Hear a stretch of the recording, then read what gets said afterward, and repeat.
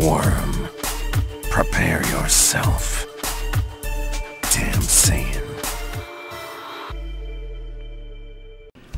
So the first thing I can say about this Dragon Ball Super episode is that Goku better not get just kicked off the platform right away, because this is the second time that we've seen one of the main fighters, the top tier fighters of the team, just get kicked off because they use their sense of confidence that they're overpowered, that they overpower their much weaker opponent, and then get kicked right off the stage. And Majin Buu is not weaker to base Goku in any real way.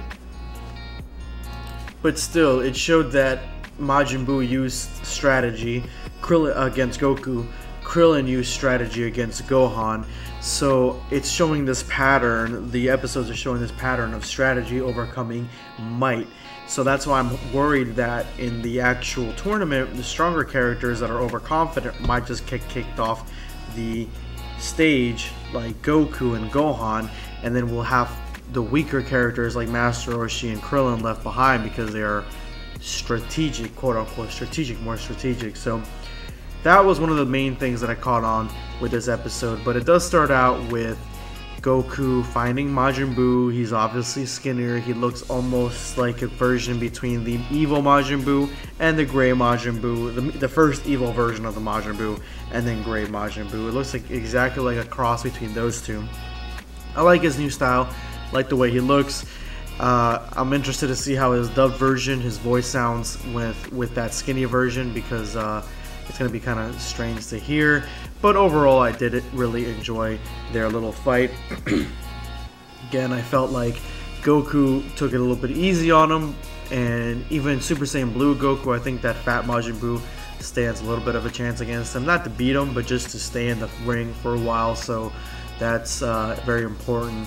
And then we have the meeting between the Supreme Kais. I don't know why every other YouTuber was saying that was putting out videos, not every single one, but most of them, most of the major ones are putting out videos saying that the big YouTubers were saying that the Supreme Kais were plotting against Go's Universe 7. They had some sort of evil plot, and it might have been one of the translations that said something like this, and so everybody was making a video about it, and it did kind of make sense. I mean, they blamed Goku, even though in the episode Vados actually said something that it kind of caught me off guard and was kind of like, oh yes, that makes sense.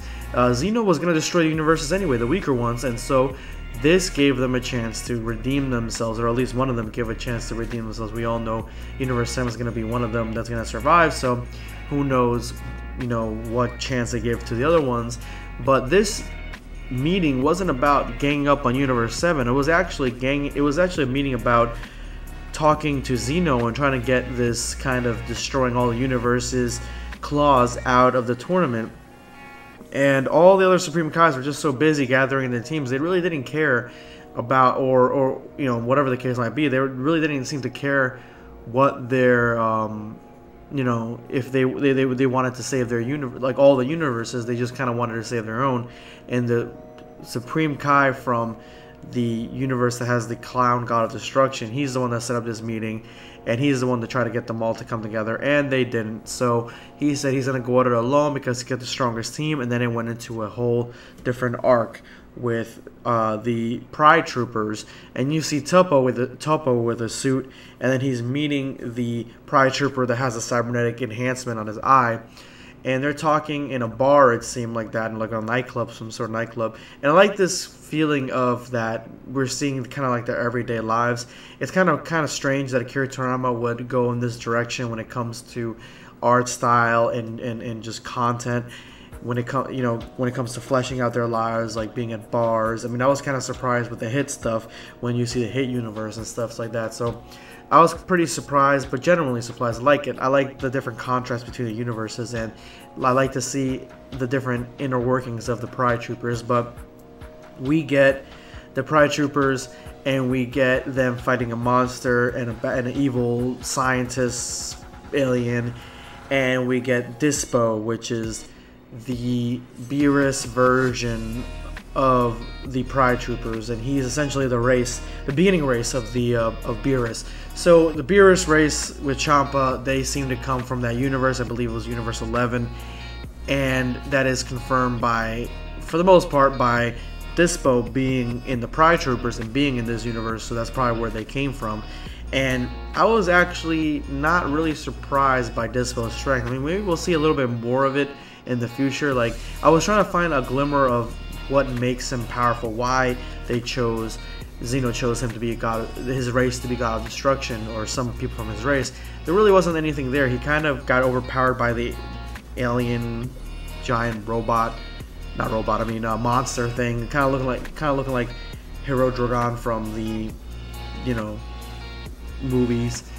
And I was looking for something there, but there really wasn't anything there. So he doesn't seem like he's going to be that much more powerful character, but he does seem to kind of follow Toppo's idea that, this tournament's kind of cruel, and, he might fall along with Goku is the reason that we're having this tournament and stuff. But anyway, the next episodes show Goku, meeting 17, hanging out with 17, helping 17 against poachers, and it does show this interesting shot of 17 punching Super Saiyan Blue Goku, which that's ridiculous if 17, which people are like, that he's a lot stronger. They're saying it because of the translations, that he would be that much stronger, where he would be able to punch Super Saiyan Blue Goku. So let's see if that's just a fist bump or that's an actual punch. We'll see what that is in a little bit here. But anyway, guys, that's basically my review. Let me know in the comment section below what you guys think of this episode. Drop me a like if you like my video, and this is going to be Dragon Ball Black signing off.